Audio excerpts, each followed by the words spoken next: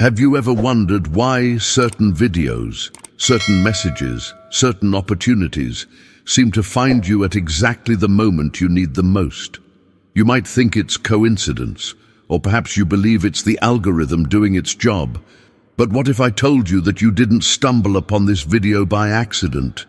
What if the real reason you're here right now, reading these words, has nothing to do with chance and everything to do with an invisible force you've been broadcasting into the world without even realizing it?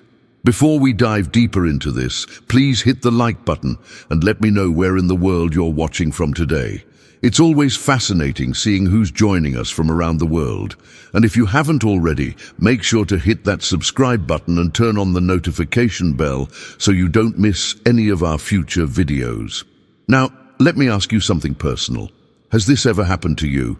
You're scrolling through your feed, mind-wandering, perhaps feeling stuck or searching for answers to a problem you can't quite articulate, and suddenly something stops you in your tracks. A title, an image, a phrase that feels like it was written specifically for you. That's not random. That's resonance. You were brought here by something far more powerful than curiosity or boredom. You were brought here by the silent frequency of your own consciousness, by the accumulated weight of your repeated thoughts, your recurring emotions, and those internal images. You've been playing on repeat in the privacy of your own mind. Most people will never understand this. They'll go through life believing they're passive observers, victims of circumstance, powerless spectators watching events unfold around them. But you're different.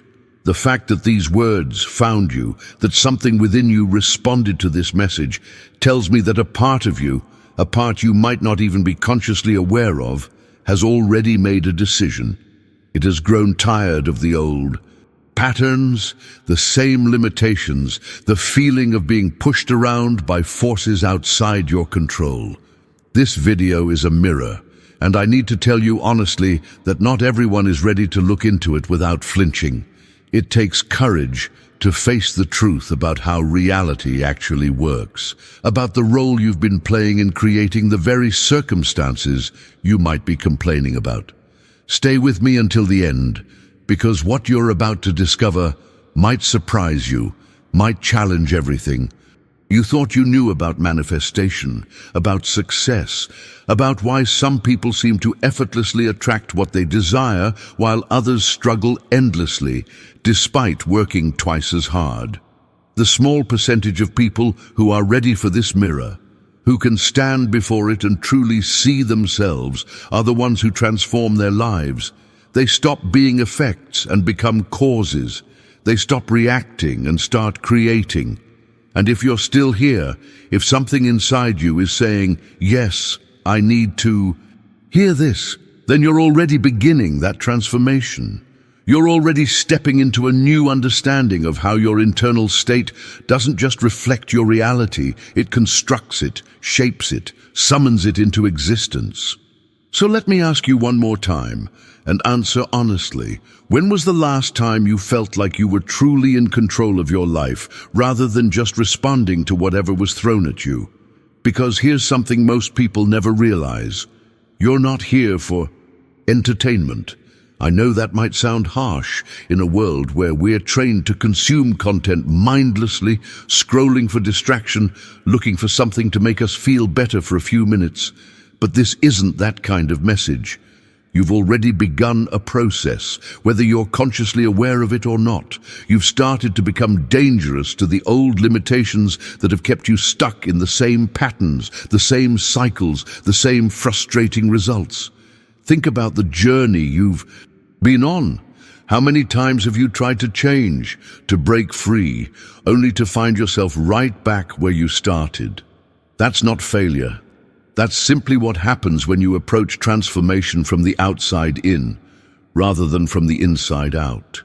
The hidden truth that shifts everything is understanding that you are not a passive participant in this experience called life. Yet if you look around, if you observe how most people move through their days, you'll see something striking. They live in perpetual reactive mode, constantly responding to external events as if they have no choice in the matter. An unexpected bill arrives, and their entire emotional state collapses. A message comes through with a tone they don't like, and suddenly their day is ruined. Someone gives them a contemptuous look, and they spend hours replaying it in their mind, creating stories about what it meant. Economic shifts happen, and they feel powerless. Work problems emerge, and they're immediately swept into crisis mode. It's like watching pieces on a game board being pushed around by distant powers they believe they have no control over. The impact of living this way compounds over time. Stress accumulates, confidence erodes, and that sense of being a victim of circumstances becomes so deeply embedded that it feels like truth. If this resonates with you, subscribe to the channel. There's so much more we're going to explore together, principles that don't just sound good but actually create real shifts in how you experience reality. But here's what I need you to understand, and this is where the real revelations begin.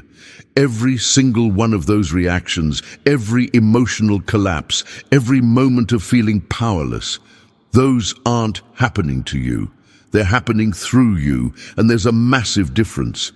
Your mindset in any given moment isn't shaped by what's happening outside.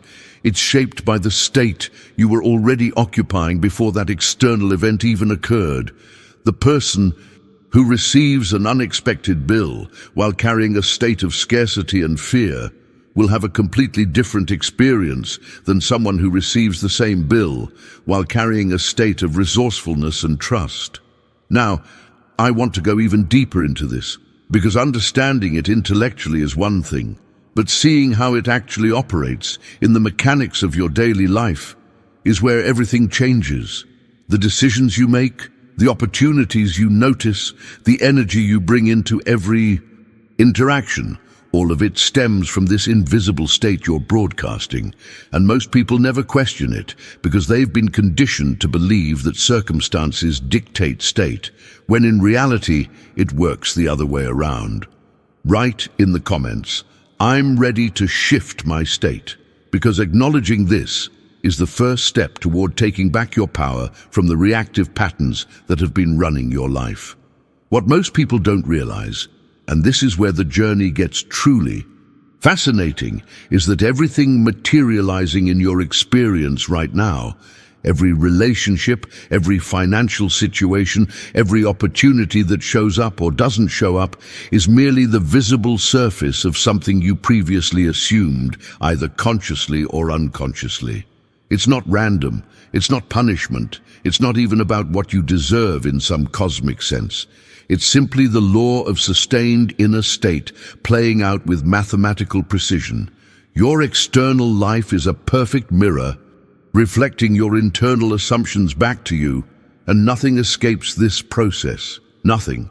I know that might be difficult to accept at first, especially if you're looking at areas of your life that feel broken or stuck. The natural response is to say, "But I didn't choose this, I didn't want this. How could this be a reflection of me?" And I understand that resistance because I've felt it too. But here's the hidden truth that changes everything once you really grasp it. Your current life, in every detail, is a faithful reflection of what you've accepted as possible, deserved, and natural for yourself. Not what you consciously want or wish for, but what you've accepted at the deepest level of your being as the reality you expect to live. Think about the decisions you make every single day, the small ones that seem insignificant, the job you stay in even though it drains you, the relationships you tolerate even though they diminish you, the amount of money you allow yourself to receive, the level of respect you accept from others, the opportunities you pursue or let pass by. Behind each of these decisions is an invisible assumption about what's possible for someone like you, about what you're worthy of experiencing, about what feels natural given who you believe yourself to be. The impact of this realization can be uncomfortable because it removes the safety of blame. You can no longer point to the economy, your parents, your past, your circumstances, or bad luck as The reason things are the way they are. You can deny this principle, you can argue with it, you can build elaborate intellectual cases against it, but you cannot escape its operation in your experience. It's like gravity. Whether you believe in it or not, whether you like it or not, it's still functioning every single moment of every single day. What makes this both challenging and incredibly empowering is understanding that these assumptions aren't always conscious. You didn't sit down one day and deliberately decide to accept limitation in certain areas of your life.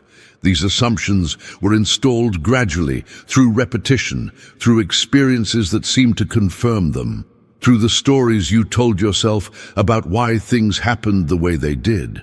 They became the invisible framework through which you interpret everything that happens, and that framework determines what you notice, what you ignore, what you pursue, and what you avoid. But here's where the revelation becomes truly powerful. If your external world is reflecting your internal assumptions, then the pathway to transformation isn't out there.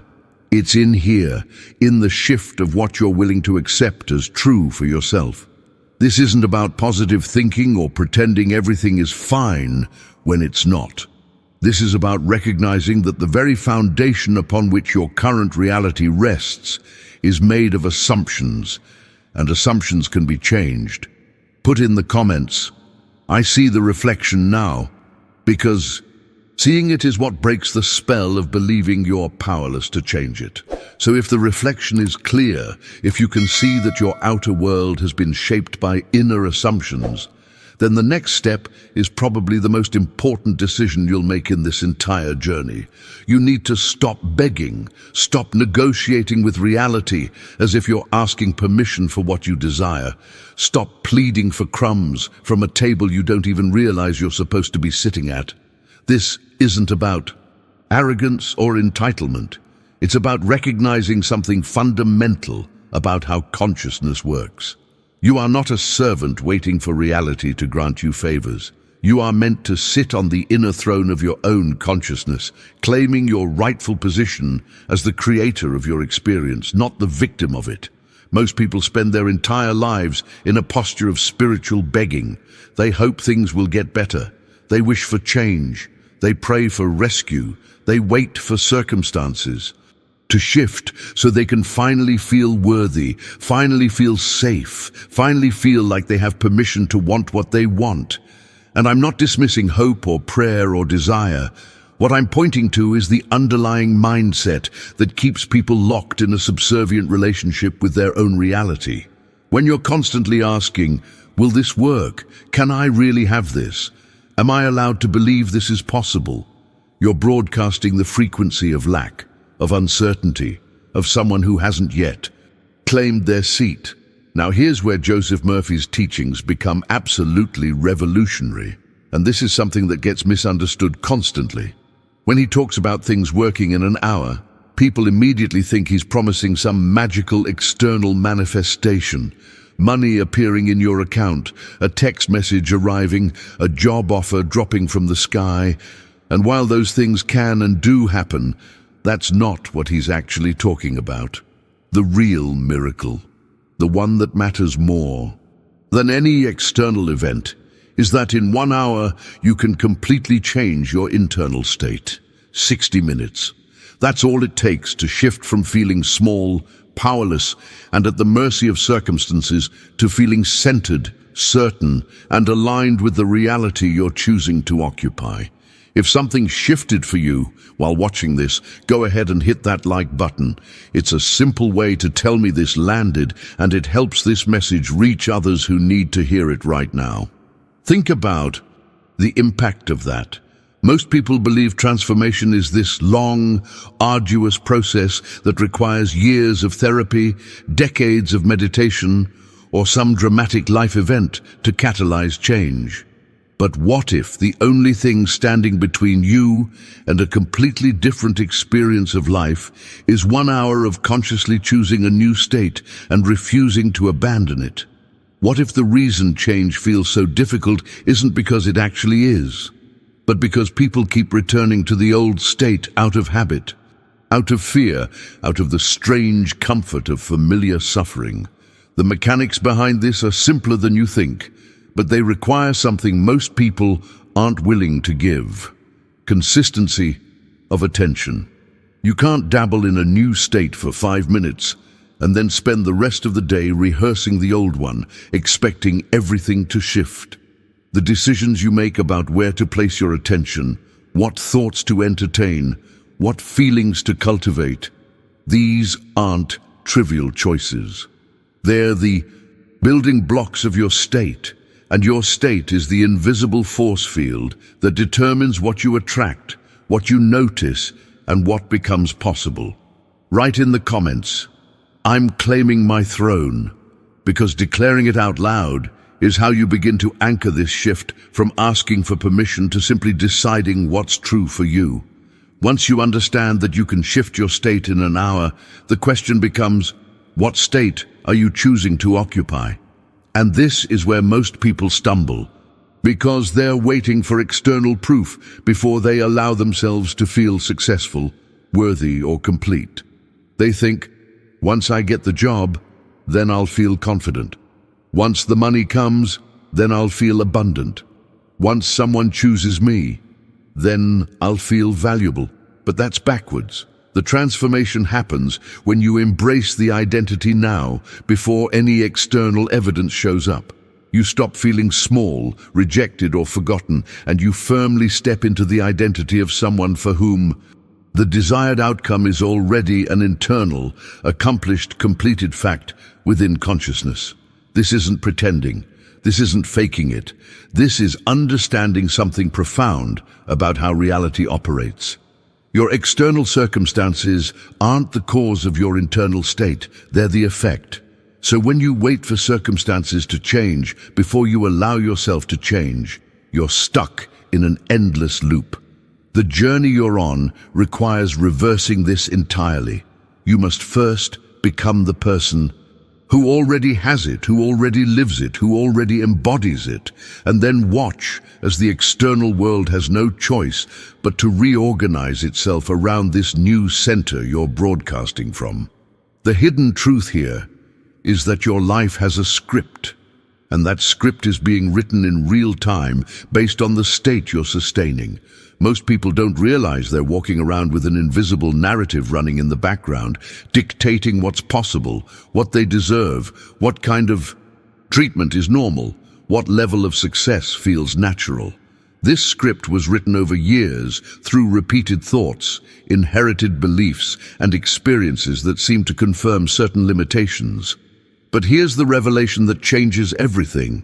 When your state changes, the script begins to reorganize itself. It has to. The external circumstances, the people who show up, the opportunities that present themselves, the problems that dissolve, all of it must eventually conform to your sustained internal state of being. Think about the impact this has on every decision you make moving forward. If you know that maintaining a new state will literally rewrite the script of your life, doesn't that change how seriously you take your moment-to-moment focus? The person who understands this doesn't treat their thoughts casually. They don't indulge in mental spirals of lack and limitation because they know those thoughts aren't just harmless background noise. They're actively coding the reality they'll experience next week, next month, next year. This is why consistency matters more than intensity. You don't need to force anything or strain to make changes happen. You simply need to occupy the state consistently enough that it becomes your new default, your new baseline, your new normal. And when that happens, when the new state isn't something you're trying to maintain but simply who you are, that's when the external world catches up in ways that will seem miraculous to others, but will feel completely natural to you. Drop in the comments, "My script is changing," because naming this process activates your conscious participation in it rather than letting it happen by default. Once you see that your script is changing, you start to notice something that might shake your entire understanding of how life works. It's not your situation that describes who you are. Read that again, because this is where most people get it completely backwards. Your situation, the job you have, the relationship status, the bank account balance, the health challenges, the social circle, none of that defines you. Your state decides what situation you will call my life. The state comes first, always. The circumstances follow, always. And understanding this sequence is what separates people who transform from people who remain trapped in cycles of hoping things will somehow magically improve. Most people look at their current situation and let it dictate how they feel, what they believe is possible, and what identity they carry forward into the next day. They wake up, check their phone, see the bills, the emails, the problems, and immediately their state collapses into alignment with those circumstances. But when you reverse this, when you decide your state first and hold it regardless of what the situation looks like, everything begins to shift. The decisions you make from that elevated state are different. The opportunities you notice are different. The energy you bring into conversations is different. And slowly, then suddenly, the situation itself begins to conform to the state you've been sustaining. Now here's something that might be uncomfortable to hear, but it's necessary for true transformation. Until now, you've been acting by reading lines someone else prepared for you. Think about the phrases that run through your mind when things get difficult. Money is hard to come by. Life is unfair. People like me never make it to that level. Something is always missing. When one thing gets better, something else falls apart. These statements feel like your own thoughts, but are they really? Or are they inherited scripts, lines of code that were installed into your mental system by parents, teachers, media, culture, and past experiences?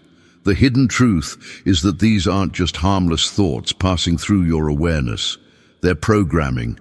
They're the operating system running in the background of your consciousness, determining what you seek out, what you avoid, what you perceive as realistic, and what you dismiss as impossible. Every time you repeat one of these lines to yourself, you're reinforcing the code, strengthening its grip on your perception, and ensuring that your external reality continues to reflect these limitations back to you. Behind the scenes of your conscious awareness, there's this constant narration happening. It's describing you to yourself, telling you who you are, what you can expect, what's normal for someone in your position. Most people never question this voice because it's been there so long it feels like truth. But what if it's not truth? What if it's just a story you've been told so many times that you started believing it was yours? The impact of recognizing this is profound, because once you see that you've been reading someone else's script, you can finally put it down and write your own. Leave a comment saying, "I'm rewriting my story," because acknowledging that the old script wasn't even yours is the first step toward consciously authoring the narrative you actually want to live. When you start rewriting your story, you quickly discover something fascinating about how beliefs actually work. Your state is born the moment you believe those negative lines deeply enough that they stop feeling like opinions and start feeling like obvious truths. That's when they become your operating system, running silently in the background of every decision, every perception, every interpretation of what happens to you. And here's where it gets almost eerie. From that point forward, everything that happens seems to confirm the script. You're not imagining this. It's a real phenomenon. Once a belief becomes embedded as truth, your mind becomes a detective searching exclusively for evidence that supports it, creating what's known as a self-fulfilling prophecy. Think about how this plays out in real life. If you believe that opportunities never come your way, you'll literally filter out the ones that do show up. You'll dismiss them as not being the right fit, not being quite what you're looking for, or you'll convince yourself you're not qualified. Meanwhile, someone operating from a different belief system sees the exact same opportunity and seizes it without hesitation.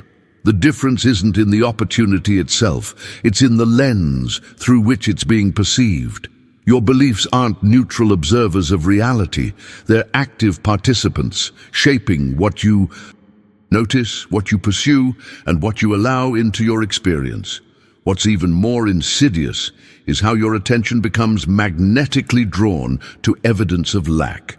You start focusing more on what's missing than what's present. The bills that arrived get more mental energy than the money that came in. The relationship that ended occupies more thought space than the connections that are working. The failure from 3 years ago gets recalled in rich, vivid detail, while successes are downplayed or forgotten entirely. And the real tragedy is that you repeat the same story to yourself night after night, rehearsing it like an actor preparing for a role, until it becomes the only imaginable possibility for your future. This is the hidden mechanism behind why some people seem stuck in patterns they genuinely want to escape. It's not that they're not trying. It's not that they don't want change. It's that their attention has been trained to seek out and magnify everything that confirms the old story while simultaneously filtering out anything that would contradict it. The impact of this selective attention is devastating because you're essentially training yourself to become an expert at finding proof of your limitations while remaining blind to possibilities that exist right in front of you. Behind the scenes of your conscious awareness, there's a constant feedback loop happening. Belief creates focus. Focus creates evidence. Evidence reinforces belief. And round it goes, until breaking free seems impossible. But here's what shifts everything. The moment you become aware that you've been running this loop, you can interrupt it. You can consciously redirect your attention. You can choose to focus on different evidence. You can rehearse a different story. The journey from limitation to expansion isn't about acquiring something new.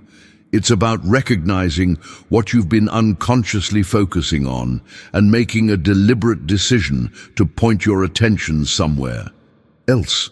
Type in the comments, "I'm changing my focus," because naming this shift is how you begin to break the automatic pattern of seeking evidence for the old story. Changing your focus is powerful, but it requires something most people avoid: brutal honesty about what's actually running through your mind. So let me ask you to do something right now that might be uncomfortable. Look at the area of your life that hurts the most. Maybe it's money, and every time you think about it, there's this tightness in your chest. Maybe it's love, and you're carrying this quiet belief that you're somehow not enough to keep someone's attention. Maybe it's health, recognition, opportunities. Whatever it is, choose the one that stings when you touch it. Now observe with complete honesty how you describe yourself in that area when no one is listening. When you're alone with your thoughts, what's the narrative? Are you always behind? Never quite measuring up? Constantly struggling while everyone else seems to have it easier? This internal narration is where everything begins. Most people have no idea how much power this quiet voice holds, because it's always been there, like background music they've stopped consciously hearing. But here's the revelation that changes the game entirely. Before any external event happens, before any circumstance shows up, there's this internal announcer telling you each morning who you are and what you can or cannot experience. It's like having a narrator for your life, except this narrator isn't neutral. It's not simply reporting what's happening. It's actively creating what happens next by defining the boundaries of what you believe is possible, natural, and appropriate for someone like you. This invisible announcer is your state, and understanding its function is absolutely critical to transformation. It doesn't describe reality, it constructs reality. Every morning you wake up, and before you even fully open your eyes, this voice is already telling you the story of who you are. I'm someone who struggles with money. I'm someone who relationships don't work out for. I'm someone who never gets the recognition they deserve. And because this voice has been with you so long, because it sounds like you accept its pronouncements as factual observations rather than creative choices you're making moment by moment. The impact of recognizing this cannot be overstated. Once you see that the announcer isn't reporting objective truth, but rather generating your experience through its constant narration, everything shifts. You realize that the voice telling you who you are and what's possible isn't some authority figure you need to obey. It's a habit, it's programming, it's a character you've been playing so consistently that you forgot you were acting. Behind the scenes of your awareness, this announcer has been making decisions for you. What opportunities to pursue, what risks to take, what level of success feels comfortable, what kind of treatment to accept from others. Most people go their entire lives never questioning this voice, never realizing they can change the script it's reading from. They just keep listening, keep following its directions, keep living within the boundaries it sets, all while wondering why their external circumstances never seem to improve, regardless of how hard they work or how much they want things to be different. Write in the comments, "I hear the announcer now," because becoming conscious of this internal narrator is the first step toward choosing what it says rather than letting it run on autopilot. Once you hear the announcer, once you become aware that this internal voice has been running the show, you face a truth that's both liberating and demanding. Nothing changes on the outside as long as you continue to describe yourself with the same words, emotions, and feelings of identity. You can try 1,000 techniques, read every book, attend every seminar, visualize, until you're exhausted. But if the fundamental self-description remains unchanged, the external world has no choice but to keep reflecting that same inner narrative back to you. This is why so many people feel stuck, despite genuinely wanting transformation. They're trying to change the reflection without changing what's creating it. Think about the decisions you make from your current self-description. If you describe yourself as someone who always struggles financially, you'll unconsciously make choices that perpetuate that struggle.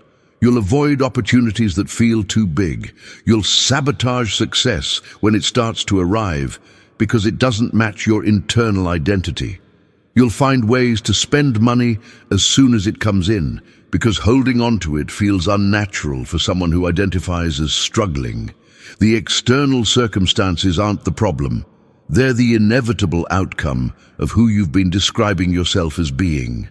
So here's where the real work begins. And it's simpler than you think, but requires courage. Imagine your mind as a control room with multiple screens showing different scenes from your life. On one screen, there's the version of you living the problem that bothers you most, the financial stress, the relationship pattern, the health issue, whatever it is. This screen is playing on a loop, showing you evidence of the problem, replaying past failures, projecting future scenarios where nothing changes. Most people remain completely hypnotized by this screen. They zoom in on it, study every detail, replay the scenes over and over, and wonder why their life doesn't improve. The hidden truth is that there are other screens in this control room. There's a blank screen waiting to be filled with a completely different narrative. There's a screen showing the version of you for whom this problem is already resolved. But you can't see those screens if you're facing the problem screen, mesmerized by its familiar horror show. You must physically, mentally, emotionally turn your back on that screen. Stop giving it your attention. Stop rehearsing the old story. Stop zooming in on every detail of what went wrong and why it's always been this way. This isn't denial. This isn't pretending the problem doesn't exist.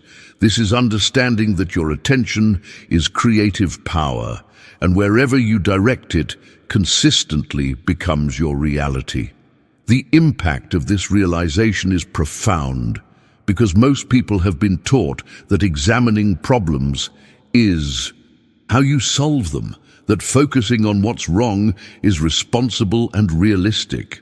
But there's a difference between acknowledging a problem and worshipping it with your attention. Behind the scenes of transformation, what's actually happening is a redirection of focus from the problem screen to the possibility screen. Drop in the comments, "I'm turning away from the old screen," because declaring this shift in attention is how you begin to break the hypnotic hold the problem has had on your consciousness. Turning away from the old screen is only half the equation. What matters just as much is what you turn toward. So walk to that blank screen, the one that's been waiting for your attention this entire time, and ask yourself a question that might feel strange at first. If I were the person for whom this is already resolved, how would I describe myself? Not how would I wish to be, not how I hope to become someday, but how would I describe the version of me for whom this outcome is already a completed internal fact? Replace "I never" with "I am someone for whom it is natural that." Replace "I can't" with "I easily." Replace "It's always been hard for me" with "I'm the kind of person who." This might feel like lying at first, especially if your current circumstances are screaming the opposite. But here's the hidden truth that most people miss entirely. You're not lying. You're choosing. And there's a massive difference between those two things. Lying is saying something you know to be false while hoping no one notices. Choosing is deciding which version of reality you're going to give your energy to, which identity you're going to occupy, which narrative you're going to make true through sustained attention and embodiment. The person you've been until now, that was also a choice, just one made unconsciously through repetition and acceptance of inherited beliefs. The journey of transformation begins the moment you understand that your identity isn't a fixed thing, handed to you at birth. It's a creative act happening continuously. Every time you describe yourself, you're not reporting facts. You're making decisions about who you're going to be in the next moment. Most people just keep making the same decision over and over without realizing they have options. They wake up and automatically slip back into the familiar identity like putting on old clothes, never questioning whether those clothes still fit or serve them. Begin to describe yourself as the person who already lives the result, even if nothing outside confirms it yet. Even if your bank account says something different. Even if your relationship status hasn't changed. Even if your body looks the same. The external confirmation comes later. It has to, because external circumstances can only reflect sustained internal states, and it takes time for that reflection to catch up. But the choice to occupy a new state, that happens instantly. That's the decision you make right now in this control room of your consciousness. The impact of this choice ripples through everything. The decisions you make throughout your day begin to shift. The opportunities you notice change. The energy you bring into conversations transforms. The boundaries you set become clearer. The respect you command increases. Not because you're forcing anything or pretending to be something you're not, but because you've genuinely chosen to occupy a different state, and from that state, different actions feel natural, different possibilities feel accessible, different outcomes feel inevitable. Leave a comment saying, "I choose the new version now," because making that declaration publicly is how you begin to anchor this choice beyond just a fleeting thought into an actual commitment you're making to yourself. Once you choose the new version, you might feel a surge of clarity, maybe even excitement. This is the moment where most people make a critical mistake.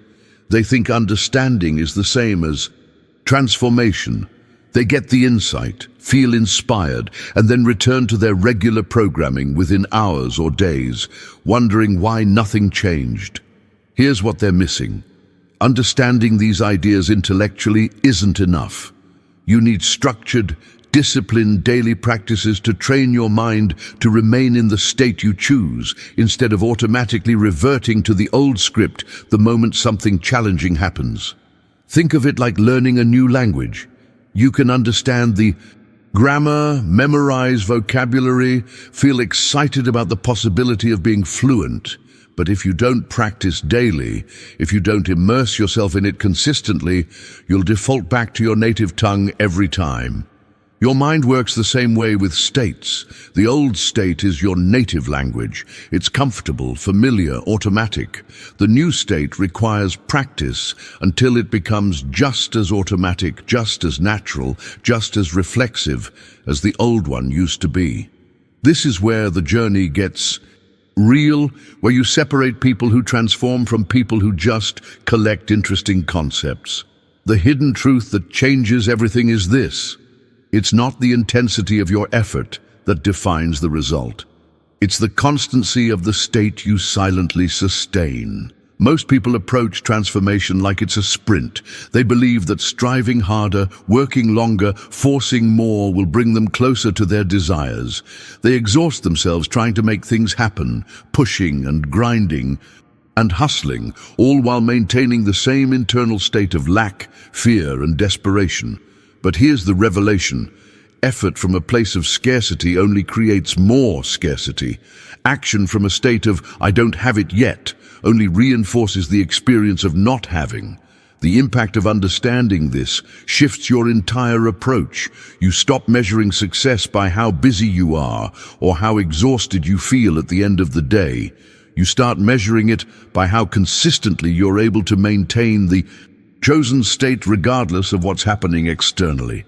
Behind the scenes of every major transformation, there's not some heroic moment of massive effort. There's quiet consistency. There's the decision made every morning to occupy the new state before checking your phone. There's the redirection of attention every time the old narrative tries to take over. There's the conscious choice throughout the day to respond to situations from the identity you've claimed rather than the identity you're leaving behind. These micro-decisions accumulate into something that eventually looks like a sudden breakthrough to others, but you'll know it was actually the result of sustained state over time. Type in the comments, consistency over intensity, because naming this principle helps you remember it when the temptation arises to abandon the steady path for the illusion of dramatic action. Consistency over intensity matters because without it, you end up trapped in what I call the hamster wheel syndrome. Effort without state is exactly like that. Lots of frantic movement, visible activity, sweat and exhaustion, but zero real progress. You've probably experienced this yourself. Days where you rush from task to task, solve crisis after crisis, handle problem after problem, and at the end of it all you collapse into bed feeling like you've been through battle, yet somehow nothing meaningful has actually shifted. You're in the exact same position you were when you woke up, just more tired. This happens because your internal state remained unchanged throughout all that activity. You were operating from the same identity, the same assumptions, the same energetic frequency, just moving faster within it. It's like rearranging furniture in a house that's built on a cracked foundation. No matter how many times you redecorate, the fundamental structure remains flawed. The hidden truth is that transformation doesn't come from doing more.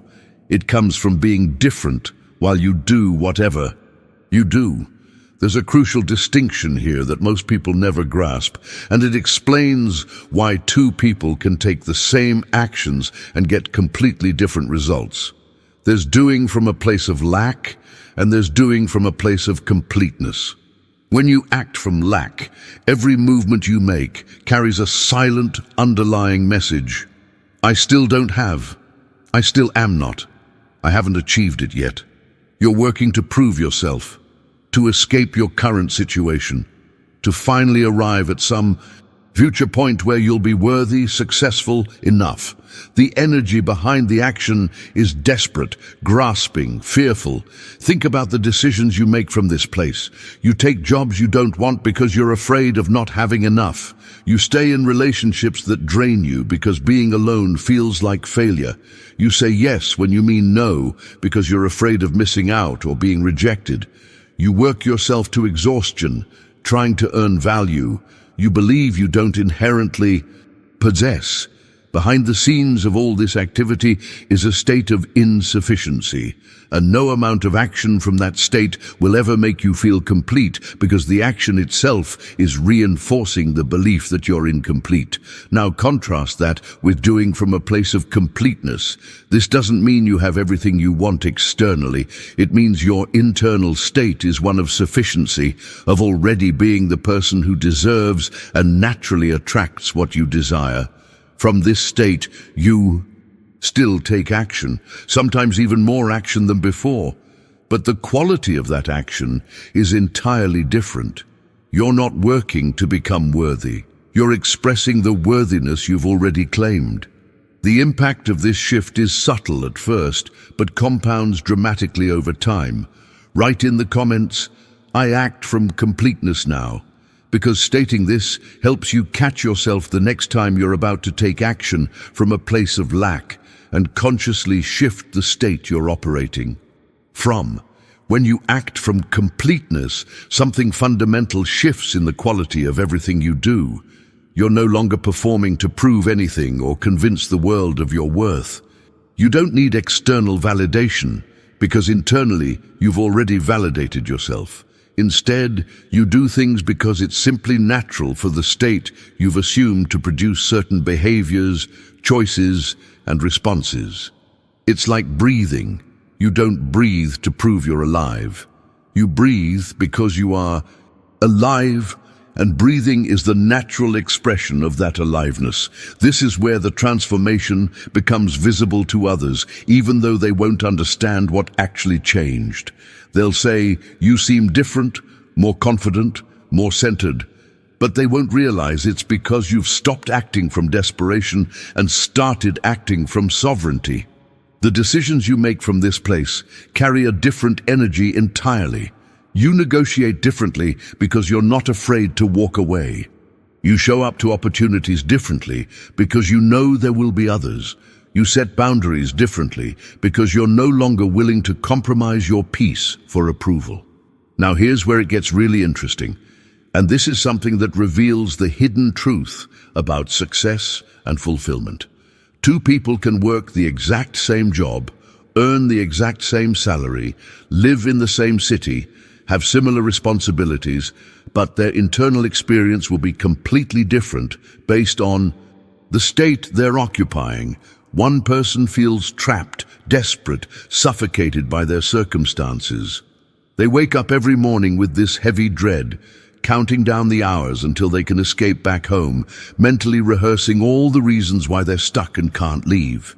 Every day reinforces their identity as someone who's imprisoned by necessity, forced to endure what they hate. The other person in that identical external situation internally sees themselves at an entirely different level. They're using their current job as a bridge, not a cage. They show up with completely different energy because their internal narrative is different. They're not there because they have no other options. They're there because this particular chapter serves the larger story they're writing.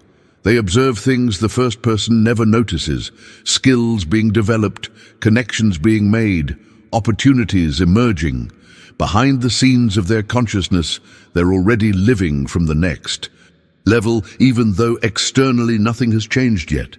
The impact of this difference in awareness cannot be overstated. It's not about positive thinking or forcing yourself to be grateful for something that genuinely doesn't serve you. It's about understanding that your current circumstances don't define your trajectory, your state does. The journey you're on is determined by where you see yourself going, not where you currently stand. Drop a comment saying, "I'm the bridge person," because claiming this identity helps you shift from feeling trapped by circumstances to seeing them as temporary stations on a much larger journey.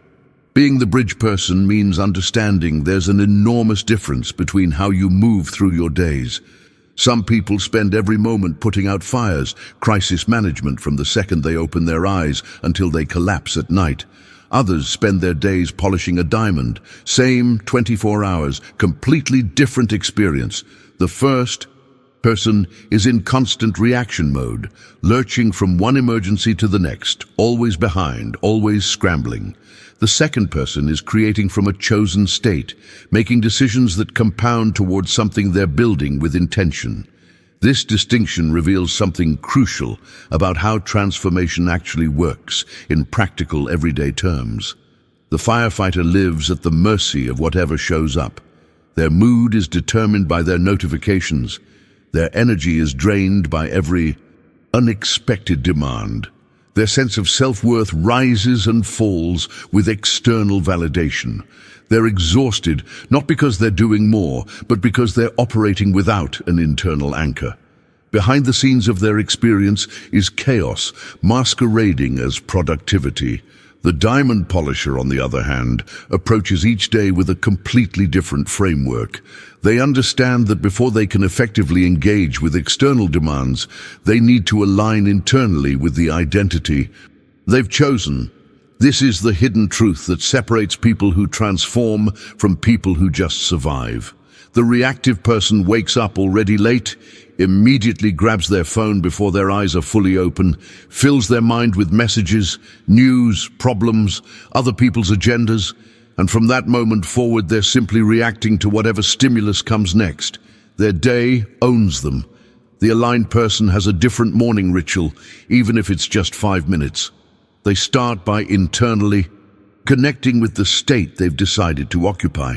This might look like sitting in silence, visualizing the version of themselves they're becoming, repeating phrases that reinforce their chosen identity, or simply taking a few conscious breaths while reminding themselves who they are beyond their circumstances. They're not trying to escape reality or pretend problems don't exist. They're establishing their internal state before external forces try to determine it for them. The impact of this small shift compounds dramatically. Throughout the day, when challenges arise, and they will, the aligned person doesn't collapse into reaction mode. They respond from the state they established that morning. A difficult email doesn't ruin their day because their state isn't dependent on emails. An unexpected bill doesn't create panic because their financial identity isn't determined by individual bills. A rejection doesn't devastate them because their worth isn't up for negotiation based on other people's decisions. The journey they're on is internally directed, not externally dictated. Leave a comment. I'm polishing my diamond, because declaring this helps you remember tomorrow morning when the temptation arises to grab your phone first instead of claiming your state first. Polishing your diamond isn't a one-time morning ritual that magically protects you for the rest of the day. It's something that happens through small, seemingly insignificant choices made throughout your entire day. Brief moments of silence when you could be scrolling. Clear visualization while you're waiting in line instead of mentally rehearsing problems. Repeated phrases whispered to yourself in the car, in the shower, before meetings. These micro practices are how you remind yourself of the state you've decided to maintain, especially when external circumstances are trying to pull you back into the old identity. This is where most people abandon the journey because they're expecting transformation to feel dramatic and obvious. They don't realize that the real work happens in these tiny decision points that seem too small to matter. Do you check your phone the moment you feel uncomfortable, or do you sit with the discomfort for 30 seconds and consciously choose your state? Do you immediately react to that irritating message, or do you pause and ask yourself how the version of you that you're becoming would respond? Do you let that setback define your entire day, or do you acknowledge it and then deliberately return to the identity you've claimed? These small choices are what separate people who actually transform from people who just keep going in circles, wondering why nothing ever changes despite all their effort. Behind the scenes of every major shift is this accumulation of micro decisions where you chose the new state over the familiar comfort of the old one. The impact isn't visible immediately, and that's exactly why most people give up too soon. They make the right choice a few times, don't see instant results, and conclude it's not working. But here's the hidden truth about how this actually operates in reality. External signs are not commands telling you what's true about you. They're merely delayed mirrors reflecting what you've already sustained internally. Think of it like an old radio. You turn the knob to change the station, but there's a moment, sometimes several moments, where you're still hearing the old station. There's static interference, a transition period before the new station comes through clearly. The fact that you're hearing remnants of the old station doesn't mean you didn't turn the knob. It just means the system is completing the adjustment. Your reality works exactly the same way. When you shift your internal state, when you claim a new identity, don't expect everything around you to instantly reorganize. There will be evidence of the old station still playing, old bills arriving, echoes of past patterns showing up, situations that were set in motion when you were operating from the previous state. If you interpret these as proof that nothing's changed, you'll turn the knob back to the old station and restart the entire cycle. Type in the comments, "I trust the transition," because learning to stay steady during this lag time between internal shift and external manifestation is where real power develops. Trusting the transition means understanding something that will save you from unnecessary doubt and frustration. When you assume a new state, when you genuinely shift your internal identity, don't expect immediate external changes that match the new you. In fact, expect the opposite initially. There will be noise from the old station continuing to play for a while. Old bills showing up in your mailbox, echoes from past relationships resurfacing, situations and circumstances that were created back when you were vibrating at a completely different level. The critical mistake most people make is interpreting these remnants as proof that nothing has changed, that the state shift didn't work, that they're still stuck in the same reality. But here's the hidden truth that changes everything when you really grasp it. These lingering problems aren't evidence of your current state. They're debris from your previous state, still clearing out of your experience. Think about it like this. If you've been living in a certain way for years, making decisions from a particular identity, those decisions created momentum that doesn't stop instantly just because you've internally shifted. The bills were already in motion. The relationship patterns were already established. The work situations were already unfolding based on who you were being last month, last year. The journey through this transition period requires something most people struggle with: the ability to look at these old problems as remnants rather than as current reality. You're essentially watching the final scenes of a movie that's already over while knowing a completely different film is about to begin. The impact of maintaining this perspective is enormous because it determines whether you stay the course or abandon ship right when you're closest to breakthrough. What helps is remembering that you're not trying to force external circumstances to change through willpower or manipulation. You're remaining firm in the new state you've chosen and allowing events to naturally reorganize themselves over time to match this new internal reality. Behind the scenes, there's a restructuring happening. Opportunities that align with your new state start appearing. People who match your new frequency begin entering your life. Situations that would have devastated the old, you barely register now because you're operating from a different foundation entirely. This is where patience becomes your greatest ally. Not the passive kind of patience that's just waiting and hoping, but active patience, continuing to make choices. From the new state, even while the external evidence still shows the old one, you honor your responsibilities, deal with what needs dealing with, but you don't let these things define you anymore. You're watching them resolve like someone observing the closing credits of a show they've already finished watching. Write in the comments, "Old station fading out," because acknowledging this process helps you stay grounded when remnants of the past try to convince you that nothing has changed. Internally, As the old station fades out, you might notice something that seems contradictory at first. Let's say you've genuinely shifted your internal state. You've started seeing yourself as prosperous, abundant, someone for whom money flows naturally. Yet in the following days or weeks, you might still be dealing with old debts, collection notices, financial obligations that feel heavy and burdensome. This is where most people panic and think, "See, this doesn't work. I changed my mindset, but I'm still broke." But that interpretation completely misses what's actually happening beneath the surface. This isn't proof that the method doesn't work. This is the stage where life is clearing the ground. Think of it like cleaning out a house you've lived in for years. When you finally commit to organizing everything, it often looks worse before it looks better. You pull things out of closets, uncover forgotten messes, confront accumulated clutter. The mess becoming visible isn't a sign you're failing at cleaning. It's evidence that the cleaning process has actually begun. Life is displaying what was planted in previous states, bringing forward the consequences of old decisions so they can be resolved and completed. The hidden truth here is that transformation doesn't erase the past.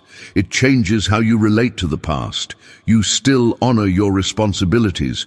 You still do what needs to be done. You pay the bills. You handle the obligations. You show up for the commitments you made. But here's the crucial shift. You don't define yourself by these transitional circumstances anymore. You watch old problems like you're sitting in a theater watching the final minutes of a film, already knowing that another completely different movie is about to begin. You're present for the ending, but you're not emotionally invested in it as if it determines your future. Behind the scenes of this process, something profound is happening. You're learning to separate your identity from your circumstances. Most people are so deeply fused with their current situation that they can't imagine themselves as anything other than what their bank account, relationship status, or job title says they are. But when you can look at debt and simultaneously hold the internal knowing that you are prosperous, when you can face a problem without letting it shake your sense of self, you've developed a level of consciousness that most people never access. The impact of this shift is that you handle challenges differently. The old you would have spiraled into panic, spent sleepless nights worrying, maybe made desperate decisions from fear. The new you acknowledges the situation, takes appropriate action, and remains internally unmoved because you know this is just the completion of an old cycle, not the beginning of a new pattern. The journey you're on is teaching you that who you are is not determined by what's happening to you. Drop in the comments, "I honor but don't identify," because this phrase captures the balance between being responsible for your obligations while refusing to let them define your identity or limit your future. Honoring without identifying is powerful, but there's something even deeper that needs to be addressed if you truly want transformation. This might be uncomfortable to hear, but it's necessary. You need to abandon the emotional addiction of being the preferred victim of your own stories. I know that sounds harsh, maybe even offensive, but stay with me because this is where most people get stuck without realizing it. You've grown accustomed over the years to collecting evidence that you're forgotten, wronged, rejected, sabotaged by life, by people, by circumstances beyond your control. There's a strange comfort in this role, isn't there? A familiarity that feels almost safe because at least you know what to expect. You've built an entire identity around being the person things don't work out for, the one who always gets the short end of the stick, who tries so hard but never quite gets the breakthrough everyone else seems to stumble into effortlessly. And here's the hidden truth that most people will deny even as they're living it. There's a part of you that actually likes being right about your own pain. This isn't about blaming yourself or adding guilt to suffering. It's about recognizing a pattern that operates beneath conscious awareness. That part of you would rather continue suffering, would rather keep the same problems recurring as long as it gets to say, "See, I knew it, I told you, it's always like this with me." There's a perverse satisfaction in being proven right about your limitations, because at least then you're right about something, even if what you're right about is your own misery. Behind the scenes of your consciousness, you've been protecting this suffering identity as if it were a treasure, as if letting it go would mean losing something essential about who you are. Maybe you've built relationships around shared complaints. Maybe you get attention through your struggles. Maybe suffering has become the only language you know how to speak when connecting with others. The impact of releasing this identity can feel terrifying, because it means stepping into unknown territory where you can no longer predict outcomes based on past patterns. But transformation demands that you stop treating your pain like a pet you've grown attached to, feeding it daily with evidence and attention, keeping it alive through repeated storytelling. This doesn't mean pretending you haven't been hurt or that difficult things haven't happened. It means refusing to let those experiences become the central organizing principle of your identity. The journey forward requires you to look at everything you've been through and make a conscious decision. This was experience. This was raw material. This taught me things, but this is not who I am, and this is not what determines what's possible for me now. Leave a comment. I release the victim story, because speaking this declaration begins the process of unhooking your identity from the narrative of suffering you've been unconsciously protecting. Releasing the victim story doesn't mean you're erasing what happened to you or pretending the pain wasn't real. That would be spiritual bypassing, and it doesn't work. What abandoning this addiction actually means is looking at everything that happened, every betrayal, every loss, every disappointment, every moment you felt crushed, and making a conscious decree. This was raw material. This shaped me, taught me, revealed things about myself and the world, but this is not my final definition. This is not the ceiling of what's possible for me. There's a massive difference between acknowledging your history and being imprisoned by it. Your past can inform you without defining you. The hidden truth is that some of the strongest, most magnetic people you'll ever meet have been through absolute hell, but somewhere along their journey, they made a decision. They looked at their pain and said, "You don't get to write the rest of my story." That decision, that moment of reclaiming authorship, is what separates people who transform from people who remain stuck in loops of resentment and victimhood. Think of it like an actor who's played the same role for years. Everyone knows them as that character. The public expects it. Casting directors see them that way. Even the actor themselves starts to blur the line between who they are and who they've been portraying. Then one day they're offered a completely different role, something powerful, respected, influential. If they accept it, they'll have to abandon the comfort of being recognized as that familiar character. They'll face criticism from people saying they don't fit the new role, that they should stick to what they're known for. This is exactly what happens when you assume a new state of power, worthiness, prosperity. There will be people who only knew how to relate to your struggling version, your wounded version, your limited version. They'll feel uncomfortable with your transformation, not because they're malicious, but because your change disrupts the dynamic they were comfortable with. Behind the scenes, they might even try to pull you back, reminding you of old failures, questioning your new confidence, subtly undermining your growth. The journey forward requires you to be faithful to your new role anyway, not in an arrogant or dismissive way, but with quiet certainty. You're not trying to prove anything to them. You're simply refusing to shrink back into the smaller version of yourself just to make others comfortable. The impact of this choice ripples through everything. The opportunities you pursue, the boundaries you set, the energy you bring into every space you occupy. Type in the comments, "Faithful to the new me," because stating this publicly creates accountability and reminds you who you've chosen to be when pressure comes to revert to old patterns.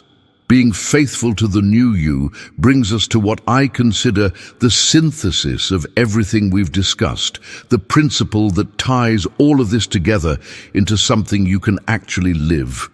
You need to start living as if you have already received what you desire, not as a performance for others, not as something you do when people are watching to impress them or convince them of your success. This is an intimate, silent, unshakable decision about who you are right now, in this moment, regardless of what your bank account says, what your relationship status shows, what your current circumstances look like. This is where most people completely misunderstand what manifestation actually means. They think it's about pretending, about putting on a show, about forcing themselves to feel positive when they don't. But that's not what this is at all. Living as if you've already received it means adjusting your internal posture. The way you hold yourself in consciousness, the tone of your self-talk, where you direct your focus, the quality of energy you bring into each moment. It's moving through life, like someone who already knows where they're going and no longer needs to ask reality for permission to want what they want. The hidden truth is in the questions you ask yourself throughout the day. Most people are constantly asking, will this work out? Can I really have this? What if I fail? What if I'm not good enough? These questions are broadcasts of uncertainty, of someone who hasn't yet claimed their desire as an internal fact. But when you shift to living as if, the questions change entirely. You stop asking, will it work out? And start asking, how does someone for whom this has already worked out respond to this moment? How would the version of me who's already living this handle this challenge? What decision would they make right now? This subtle shift in questioning changes everything because it moves you from hoping and wishing into embodiment and expression. Behind the scenes, your nervous system can't tell the difference between something that happened externally and something you've fully embodied internally. When you consistently ask yourself how the successful version of you would respond, you start naturally making the choices that person would make, carrying the energy they would carry, setting the boundaries they would set, pursuing the opportunities they would pursue. The impact of this isn't just psychological, it's practical. The decisions you make from this place are fundamentally different. You negotiate from power instead of desperation. You walk away from what doesn't serve you instead of clinging to it out of fear. You invest in yourself because that's what someone who's already successful does. The journey becomes about expression rather than acquisition, about revealing what's already true internally rather than chasing something external you hope will complete you. Write in the comments, I'm living from the end, because this phrase captures the essence of operating from the assumption that what you desire is already done, and you're simply allowing reality to catch up to that internal certainty. Living from the end is where the real transformation happens. And if you've stayed with me through this entire journey, if you're still here reading these words right now, that tells me something important about you. You're not someone who just collects information and moves on. You're someone who's genuinely ready to apply this, to live it, to become it.